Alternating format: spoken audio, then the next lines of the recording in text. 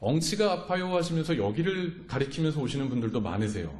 아까 여기는 무슨 뼈가 있었죠?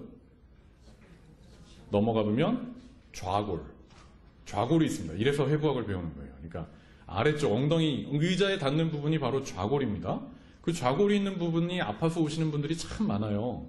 그래서 흔한 증상으로 딱딱한 바닥에 앉기가 힘들어요. 오래 앉을 수가 없어요. 또 운전 오래 하는 직업을 가지고 계신 분들이 많은데 도대체 운전을 할 수가 없습니다. 그리고 엉덩이에 어떤 분들은 뭔가 만져진다. 뭐 혹 같은 게 자꾸 만져진다. 이런 분들이 있어요. 이런 분들 중에 가장 흔한 증상 중에 하나가 좌골 점액낭염입니다. 점액낭염. 좀 되게 이상하죠, 진단이? 원인은 뭘까? 오래 앉아서 일하는 직업을 가진 분들이 되게 많고요. 그리고 다이어트를 하신다고도 그렇고 어쩔 수 없이 식사량이 줄어들면서 체중이 갑자기 좀 빠지는 분들, 그리고 엉덩방을 찍고 넘어진 다음에 그런 분들, 또는 앉은 자세가 잘못된 경우, 되게 앉아서 일하다 보면은 본인도 모르게 이러고 앉아있는 분들 많습니다. 의자 앞에 이렇게 기울여갖고 앉아있는 분들이 많고요. 또 한쪽으로 쏠려 앉기도 하고 약간 구부정하게 앉기도 하고요. 그런 자세가 얼마나 나쁜지 한번 다시 볼게요. 우리나라는 동양인들은 바닥에 많이 앉잖아요. 근데 서양인들은 바닥 생활을 안 합니다. 그죠? 바닥에 안 앉고 그냥 침대 생활, 의자 생활을 하죠.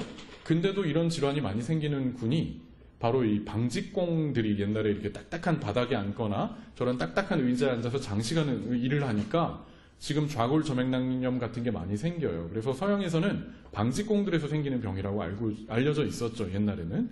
그게 바로 아까 이 좌골이라고 했던 이 뼈가 여기가 바닥에 닿기 때문이죠. 그럼 갑자기 한번 여쭤보죠. 이거 아까 뭐라 그랬죠? 이 뼈는? 장골입니다. 여기는요? 천골. 한번 기억하고 나중에 이제 써놓으시면 될 거예요. 이게 바로 앉을 때 닿는 부위입니다. 그리고 장시간 자전거 타고 나서 아프다고 하시는 분들도 있죠. 그때도 바로 여기가 닿는 부위예요.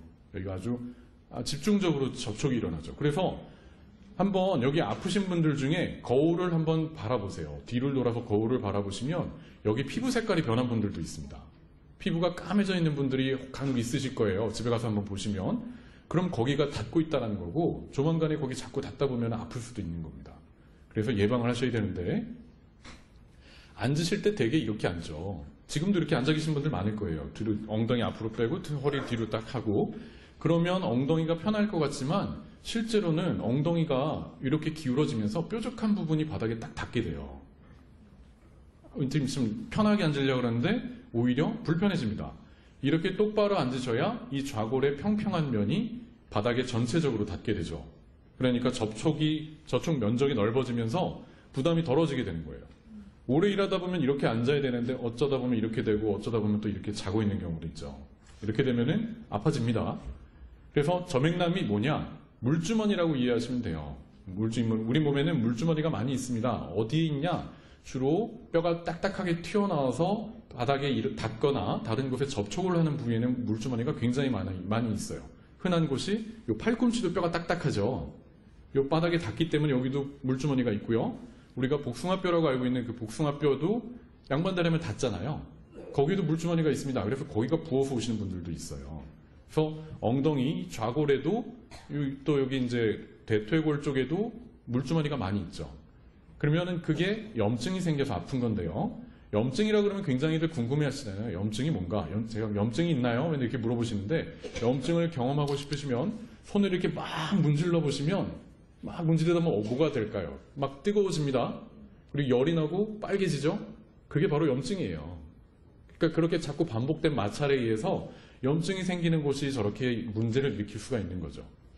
그래서 치료로는 이렇게 가끔 이제 초음파로 뭐 주사를 맞기도 하고 약을 먹기도 하고 이러는데 잘 낫지가 않습니다. 의사들 중에도 좌골 점액낭염 때문에 고생하시는 분들도 많아요. 그래서 저희가 권장하는 게 아예 닿지 않게 하는 거죠.